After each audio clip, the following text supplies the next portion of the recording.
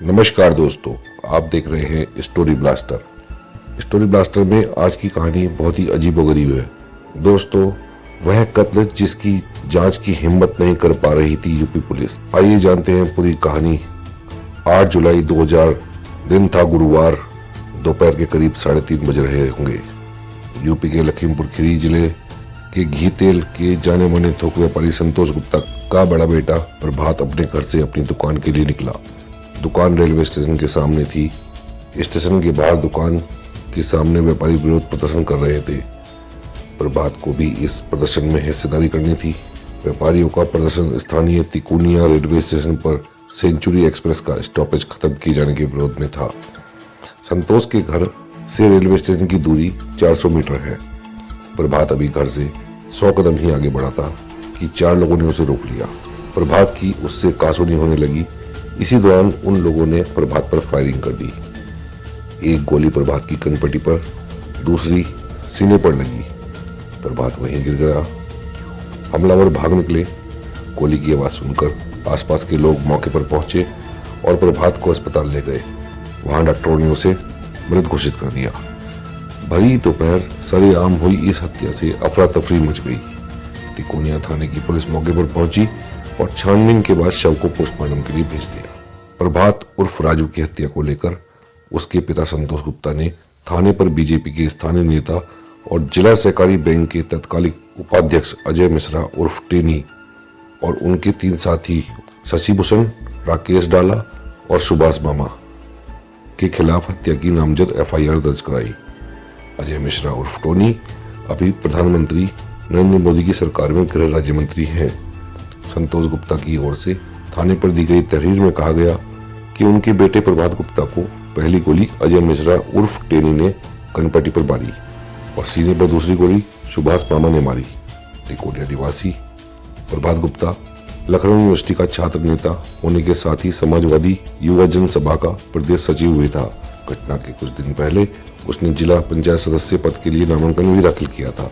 BJP नेता अजय मिश्रा उर्फ टेनी की भाभी उस समय जिला पंचायत सदस्य थी। वरिष्ठ पत्रकार बताते हैं कि प्रभात तेज तर्रार था और उसने लखनऊ यूनिवर्सिटी में भी अपना धमक बना रखी थी।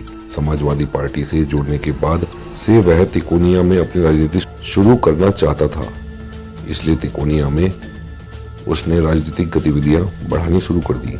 अजय मिश्रा नहीं चाहते थे कि प्रभात गुप्ता उनकी भाभी के खिलाफ चुनाव लड़े।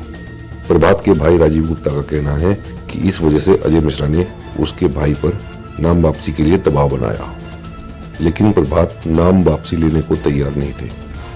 हालांकि चुनाव टल गए थे और बाद में वह सीट आरक्षित घोषित कर दी गई। बकौल राजीव, पंचायत चुनाव की यही रंजिश प्रभात की हत्या की वजह बन गई।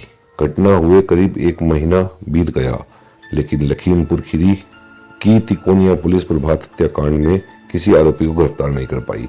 इसी बीच शासन ने इस मामले की जांच CBCID को सौंप दी।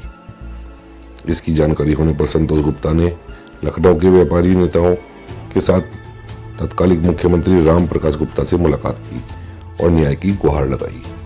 CM के हस्तक्षेप के बाद प्रभात हत्याकांड की जांच CBCID से फिर लखीमपुर पुलिस को भेज दी गई।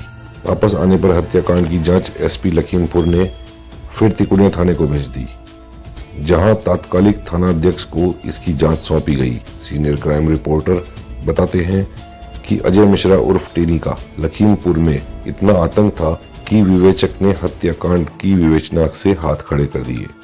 विवेचक ने बाकायदा SP लखीमपुर को पत्र लिखकर आग्रह किया कि प्रभात हत्याकांड की जांच किसी अन्य अधिकारी को दे दी जाए।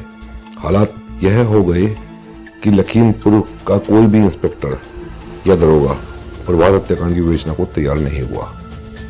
लखीमपुर के तत्कालिक SP ने इसकी जानकारी लखनऊ के तत्कालिक जोनल IG को दी। नाराजगी जताते हुए IG ने हत्याकांड की विवेचना के लिए विशेष टीम बनाई और उसकी जांच टीम को सौंप दी। IG जोन की विशेष टीम ने हत्याकांड की विवेचना में 4 आरोपियों को दोषी पाया। उनके खिलाफ 13 दिसंबर 2000 को लखीमपुर की जिला अदालत में आरोप पत्र दाखिल किया गया। हालांकि इससे पहले ही अजय मिश्रा सहित अन्य आरोपियों ने गिरफ्तारी से बचने के लिए हाई कोर्ट की लखनऊ खंडपीठ में अपनी गिरफ्तारी पर स्थगन आदेश ले रखा था। आरोप पत्र दाखिल होने की जानकारी मिलने के बाद 5 जनवरी 2001 को हाई कोर्ट लखनऊ खंडपीठ ने स्टे खारिज कर दिया। पत्रकार प्रीतम श्रीवास्तव बताते हैं कि अजय मिश्रा की पैठ का अंदाजा इसी से लगाया जा सकता था कि गिरफ्तारी पर स्टे खारिज होने के बाद लखीमपुर पुलिस मिश्रा को गिरफ्तार नहीं कर पाई। प्रभात गुप्ता के भाई राजीव गुप्ता ने हाई कोर्ट में आरोपियों की गिरफ्तारी के लिए अपील की।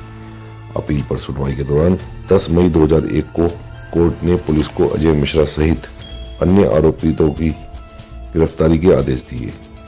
इसके बाद भी पुलिस अजय मिश्रा और उसके साथियों को गिरफ्तार नहीं कर पाई।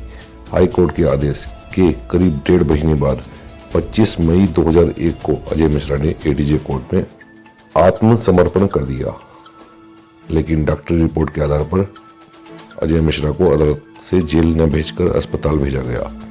इतना ही नहीं, अगले ही दिन यानी 26 मई को अदालत से अजय मिश्रा उर्फ टेनी को जमानत मिल गई। करीब 3 साल तक लोअर कोर्ट में प्रभात गुप्ता हत्याकांड को लेकर सुनवाई चली। दोनों ओर से गवाहों के बयान के बाद 29 अप्रैल 2009 को लोअर कोर्ट ने अजय मिश्रा उर्फ टोनी सहित 4 आरोपियों को प्रभात गुप्ता हत्याकांड में बरी कर दिया। राज्यपाल के हस्तक्षेप पर राज्य सरकार ने लोअर कोर्ट के इस फैसले को हाई कोर्ट में चुनौती दी। 1 दशक से ऊपर हाई कोर्ट में चली सुनवाई और बहस के बाद इस मामले में 3 बार फैसला सुरक्षित किया गया। पहली बार 12 मार्च 2018 को फैसला सुरक्षित किया गया, दूसरी बार 10 नवंबर 2022 को और तीसरी बार 21 फरवरी 2023 को। प्रभात हत्याकांड का फैसला हाई कोर्ट की लखनऊ खंडपीठ ने सुरक्षित किया। आखिर 19 मई 2023 को हाई कोर्ट की लखनऊ खंडपीठ ने अपना फैसला सुनाया और लोअर कोर्ट के फैसले को बरकरार रखते हुए अजय मिश्रा उर्फ टेनी, शशि भूषण, राकेश, डालू और सुभाष मामा को बेगुनाह करार दिया गया। हालांकि प्रभात गुप्ता के भाई राजीव गुप्ता ने हाई कोर्ट के इस फैसले के खिलाफ सुप्रीम कोर्ट में अपील दाखिल की है। अभी ये मुकदमा चल ही रहा है। देखिए दोस्तों, ये वो केस था जिसकी जांच करने की हिम्मत नहीं कर पा रही थी यूपी पुलिस।